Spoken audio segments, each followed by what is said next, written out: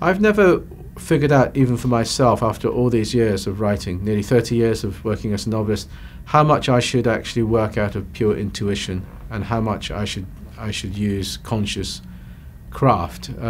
I think this is a big question for all creative people.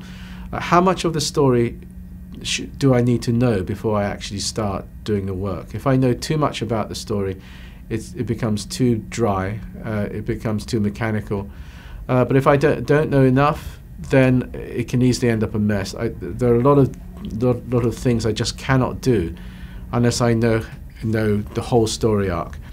So I prefer to know quite a lot before I go into action. When the guys turned it into a movie, I mean, I suppose Mark, I mean, he had the screenplay. He thought about every setup. He knew how he was going to shoot it. It's closer to the situation of a novelist who knows a lot about his story before he goes ahead. But I would suspect if you talk to him, when you go out there to shoot, it's almost like a sports event. Everything's going to change. The weather will change things. The way the actors do things change. You have to be ready to adapt and change. So I suspect a lot of intuition comes into filmmaking day by day.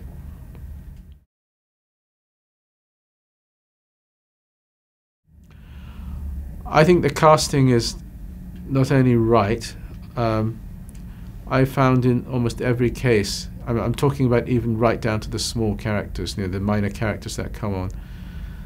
I found that they surprised me and actually taught me new things about the characters I'd written about in my book. Now that might sound very odd, but actually when you think about it, it's not that strange. There's only one of me.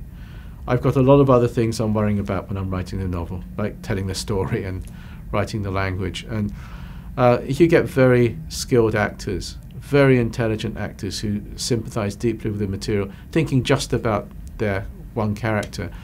You're bound to get a situation where they deepen the characters, and I feel that's what's happened here. In all the cases, certainly of the three principal characters, I've seen new things. I've learnt new things. They've taught me a lot about this story.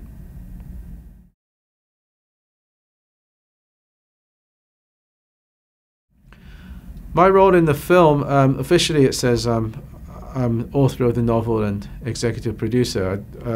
What that really means is that I played a kind of I played a supportive role. I didn't think it was my place to interfere too much with the filmmaking, but I've always been very close friends with the screenwriter Alex Garland.